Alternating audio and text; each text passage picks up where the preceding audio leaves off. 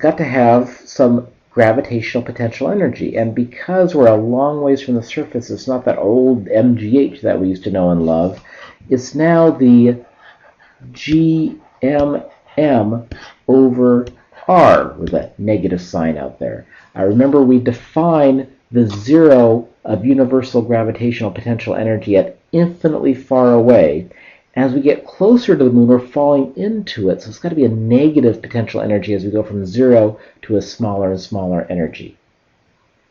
And the only way you can get smaller than zero is to go negative. So it's negative GMM over R. I might talk about that in a second again. So in the before picture, there's some gravitational potential energy. Also, that satellite is moving around the moon, so that means there's also kinetic energy.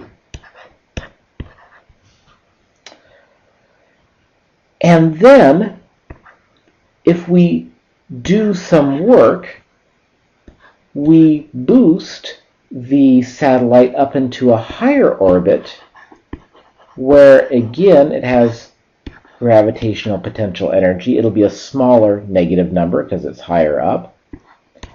There'll be a different kinetic energy up there as well. Okay, so when we look at our problem, the R1 was given to us. The mass of the satellite was given to us at 4 tons or 4,000 kilograms. The mass of the moon is a constant we looked up. We know big G. We know M. Work is what we're trying to find. However, the thing we don't know is we don't know the velocity at point 1 or point 2. So how are we going to find that? Well, we've done something similar. Let's go back to our picture, and let's draw a free body diagram for the satellite right here, or this lunar lander, as it orbits the moon. The free body diagram on the satellite would look like the force of gravity going down. Of course, we always have to have a coordinate system. And because that satellite's going in a circle, the sum of the forces have to add up to equal the centripetal force. So, in other words, we end up getting that GMM over R squared has to equal mv squared over R, just like we've seen before.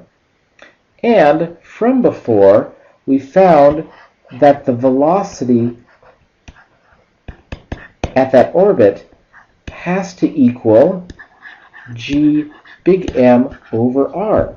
Now, this is an important thing we come up with here, is that every single orbit, every single distance from the Earth has its own velocity. So if you want to achieve a certain circular orbit of a certain altitude, there's only one velocity that'll give you that altitude.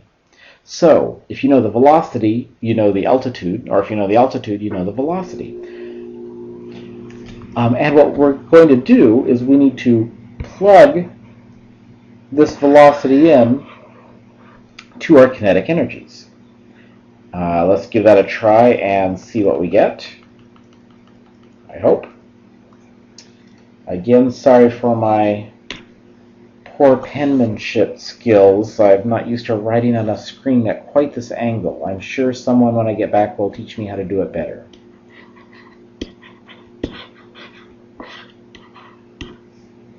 Okay, so we're going to plug in this velocity for V1. And notice I've forgotten something important. There should have been a square root right there. Make sure you get that in. And the V1 in our kinetic energy right here, which is squared, is going to turn into a G big M R1. We still have the work, which is what we're trying to find, and all this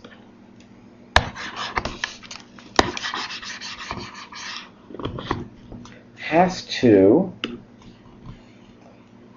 equal negative GMM over R2 add 1/2 mg big M over R2. The work is what we're trying to solve for.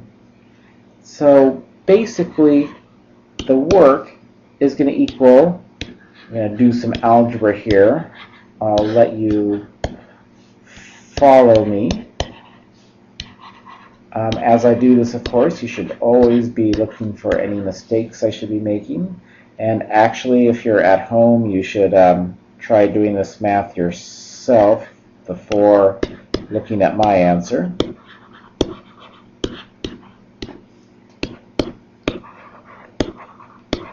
With any luck, there's no math errors there, and it's kind of a mess. Can we simplify that at all? Well, notice that every term has a g big M little m in it, so we can pull that out. And we end up getting a gmm over minus 1 over R2, add 1/2 R2, with the R2 on the bottom. Subtract 1 over 2 R1, add 1 over R1. We can simplify a little bit more, and we get gm big M. This is going to end up to be a negative 1 over 2 R2. When we combine these two terms, it turns into that. And when we combine these two terms, it turns into a plus 1 over 2 R1. Okay, we were given R1, we were given R2. If we go back up to the picture, remember that R2 isn't 300 kilometers, it is 300 kilometers plus that radius of the moon. And likewise, R1 works a similar way. So that means that for R1 and R2, we need to take the height one and add the radius of the moon into it as well. And to make a long story short, when I plugged in chug numbers at home, I got 6.72 times 10 to the 8 joules is how much energy you have to burn in order to get the lunar lander from the initial altitude of 50 kilometers up to 300 kilometers. Phew. Okay, so let's go back and see what we've done here. If we go back to the beginning, this is all we do in Chapter 13. Every single problem can be solved by either using the expression for the force between two objects through gravity or via the energy that's stored in potential energy due to the position of two objects with respect to each other. And then, with just those two concepts and using all the strategies from Physics 211, you can solve any problem given to us. Quick warning, when we go back to the problem we just solved,